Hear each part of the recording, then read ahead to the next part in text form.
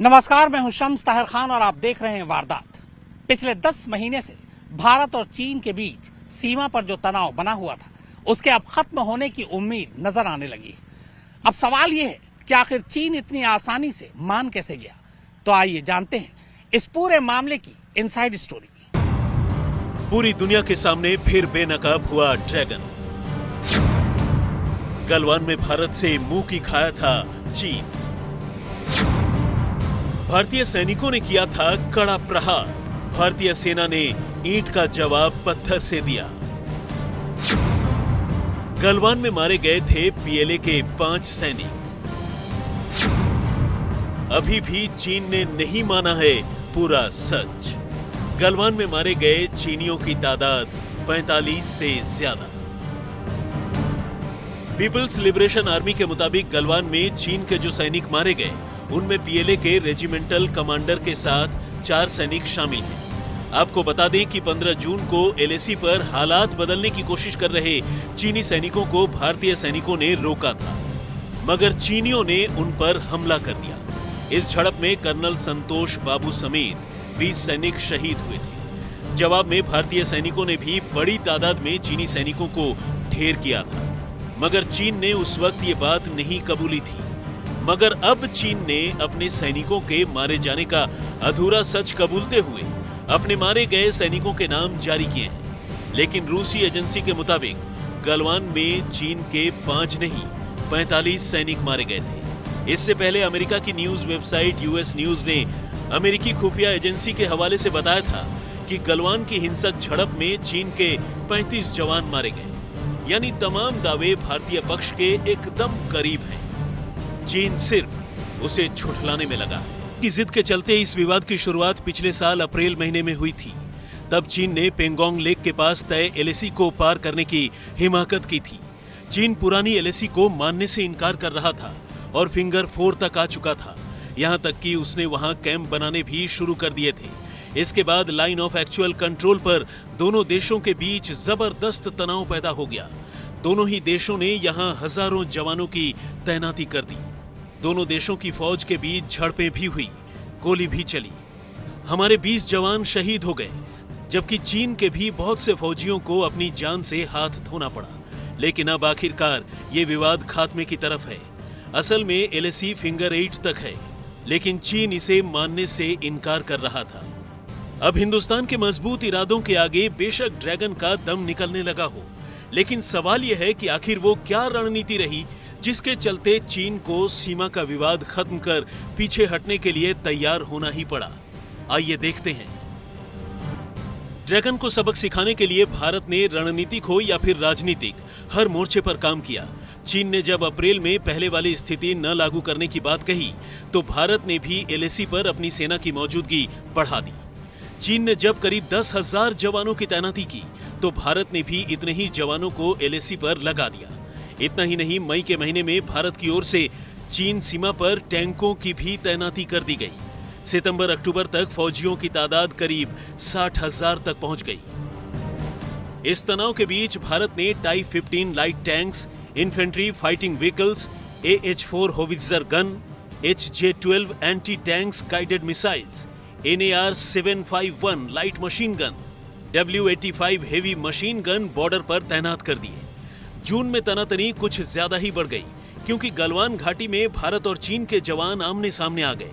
फिर यहां हुई झड़प में भारत के 20 जवान शहीद हो गए, जबकि चीन को भी बड़ा नुकसान हुआ। हालांकि उसने अपने फौजियों की मौत छिपा ली। उधर लद्दाख के आसमान में तेजस, राफेल, मिग, अपाचे, चिनूक जैसे फ्लाइंग मशीन्स गरजते रहे। चीन को सख्त संदेश गया।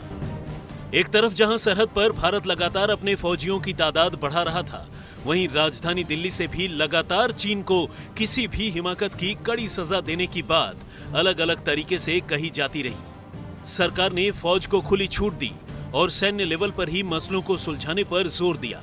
इसके अलावा जब सैन्य लेवल पर बात नहीं बनी, तब चीन मामले के विशेषज्ञ कहे जाने वाले एनएसए अजीत डोवाल ने मोर्चा संभाला।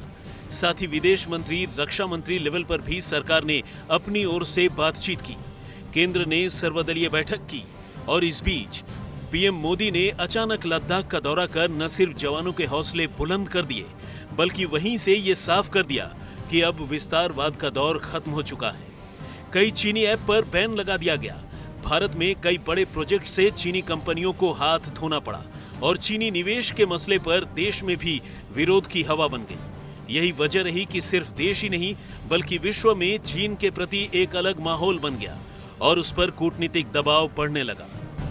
चीन बातचीत के बाद भी पीछे हटने को तैयार नहीं था और तब भारतीय सेना ने उसे उसी के जाल में फंसा दिया।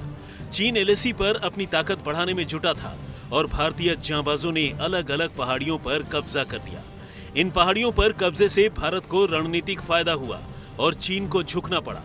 भारतीय सेना ने मागर हिल, गुरुंग हिल, रेजानला, रचानाला, मोखपारी और फिंगर 4 रिज लाइन की कई पहाड़ियों पर कब्जा कर लिया। हारकर चीन सैन्य लेवल पर बात करने को तैयार हुआ। पीछे हटने पर उसने हामी भरी।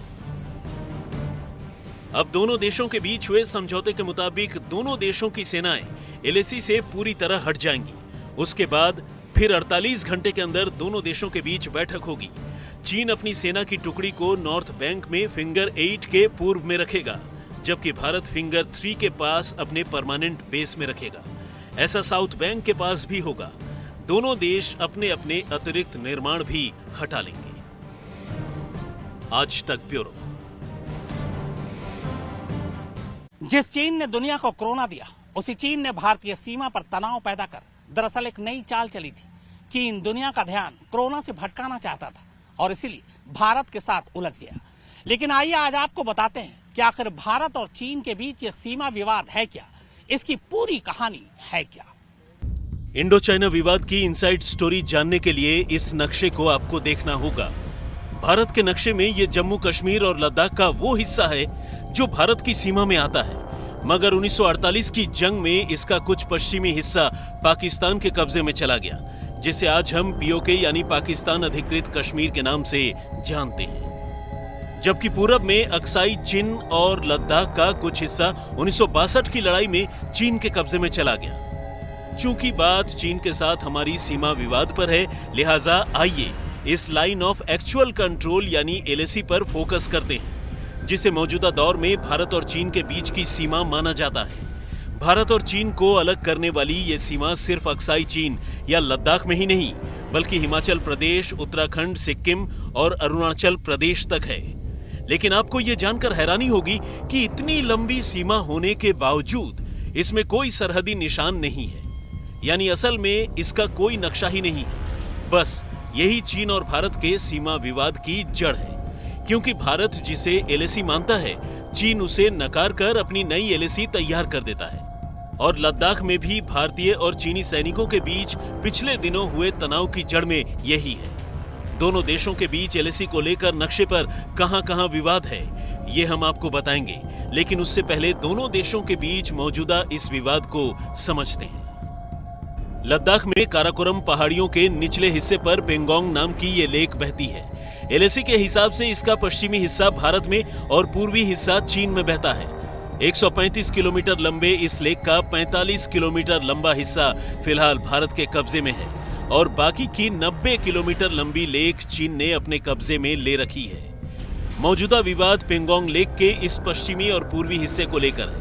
इसको अगर और करीब से देखने की कोशिश करें तो पहाड़ों से घिरी ये लेक कुछ इस तरह नजर आती है। इस तस्वीर में आप हरी और नीले रंग की ये दो लाइन देख रहे हैं। इसमें हरी लाइन वो है जिसे भारत चीन के साथ अपनी अंतर्राष्ट्रीय सीमा मानता है, जबकि ये नीली लाइन वो है जिसे 1962 के युद्ध के बाद एलएसी घोषित किया गया था। लेकिन विवाद इस हरी रेखा पर नहीं बल्कि नीले रेखा पर है। एलएसी की मौजूदा स्थिति यह है कि भारतीय सेना इस नीली लाइन के इस तरफ है और चीनी सेना दूसरी तरफ। इस सीमा पर भारत का सबसे नजदीकी बेस ये है और चीनी सेना का नजदीकी बेस यहां पर था। गलवान वैली पर चीनी और भारतीय सेना के विवाद को आगे समझेंगे, मगर फिलहाल वापस आते हैं पेंगोंग लेक पर हुए हालिया विवाद पर। पेंगोंग लेक के विवाद को समझने के लिए इसे और करीब से देखेंगे तो आपको बंद मुट्ठी में उभरने वाले इन निशानों की तरह पेंगोंग लेक का ये पूरा इलाका ऊपर नीचे नजर आएगा। इसलिए इसे पेंगोंग लेक का फिंगर एरिया कहते हैं। माना जाता है कि लाइन ऑफ एक्चुअल कंट्रोल के इर्द गिर्द पेंगोंग लेक के फिंगर एरिया में 8 उभार हैं, जिन्हें 1 से लेकर 8 तक की गिनतियों के नाम से जाना जाता है। मौजूदा दौर में आईटीबीपी की पोस्ट फिंगर 4 के नजदीक है और चीन का नजदीकी पोस्ट फिंगर 8 पर है।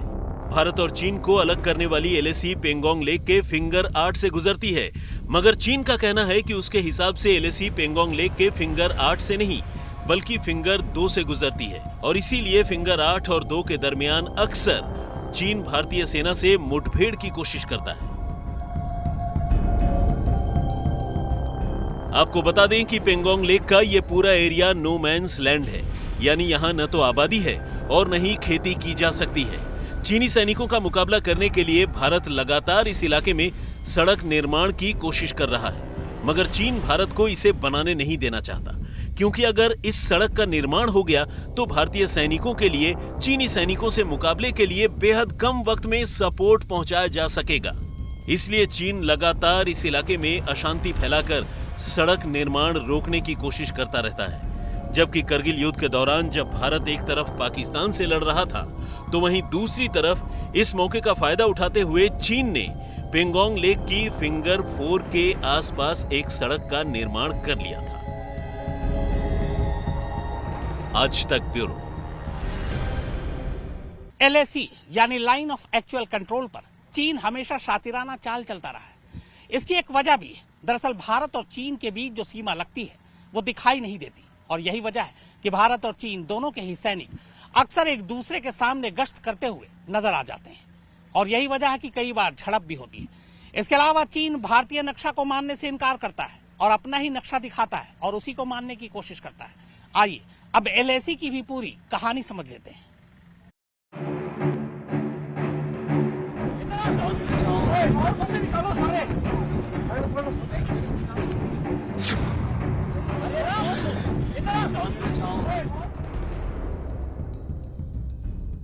चीन के साथ भारत की करीब 3,488 किलोमीटर लंबी सरहद है। ये बॉर्डर जम्मू कश्मीर, जिसे आप लद्दाख यूनियन टेरिटरी कह सकते हैं, हिमाचल प्रदेश, उत्तराखंड, सिक्किम और अरुणाचल प्रदेश से होकर गुजरता है, जिसे मोटे तौर पर 3 सेक्टरों में बांटा गया है। पश्चिमी सेक्टर यानी लद्दाख, मिडिल सेक्टर यानी हिमाचल प्रदेश और उत्तराखंड, और पूर्वी सेक्टर यानी सिक्किम और अरुणाचल प्रदेश। इन 3 सेक्टरों के 24 इलाकों पर भारत और चीन के बीच विवाद है। इनमें लद्दाख रीजन के 6 इलाके, हिमाचल के 2, उत्तराखंड के 2 और अरुणाचल प्रदेश के 14 इलाके शामिल हैं। तो अब सवाल यह है कि एक बार सीमा का बंटवारा होने के बाद चीन बार-बार भारतीय सीमा में घुसने की कोशिश क्यों करता है? तो दरअसल ये ज्यादातर विवाद एलएसी यानी लाइन ऑफ एक्चुअल कंट्रोल पर होता है, क्योंकि यहाँ आज तक हम कोई दिखने वाली सीमा तैयार ही नहीं कर पाए हैं। इसलिए पेट्रोलिंग यानी गश्त करने वाले दोनों देशों के ट्रूप अक्सर आमने सामने आ जाते हैं। इतना ही नहीं, चीन भारत के इस नक्शे को भी मानने से इनकार करता है और अपने देश में भारत के उलट अलग ही नक्शे को चलाता है। चीन की इसी हिमाकत को समझने के लिए इस नक्शे को देखिए। काराकोरम रेंज के दूसरी तरफ ये अक्साई चीन का इलाका है, जो है तो भारत का हिस्सा, मगर 1962 की जंग के बाद से फिलहाल इस पर चीन ने कब्जा जमा रखा है। इस जंग के बाद दोनों देशों के बीच एक लाइन ऑफ एक्चुअल कंट्रोल तैयार की गई थी, मगर उसके बावजूद चीन लगातार एलएसी को लांघने की कोशिश करता रहता है। आज तक ब्यूरो। तो वारदात में फिलहाल इतना ही, मगर आज तक पर खबरों का सिलसिला लगातार जारी है। नमस्कार, मैं हूं अंजना ओम कश्यप। हमें उम्मीद है ये वीडियो आपको पसंद आया होगा। लेटेस्ट खबरों के लिए यूं ही देखते रहिए आज तक और इस वीडियो के पसंद आने पर लाइक, शेयर एंड सब्सक्राइब करना ना भूलें।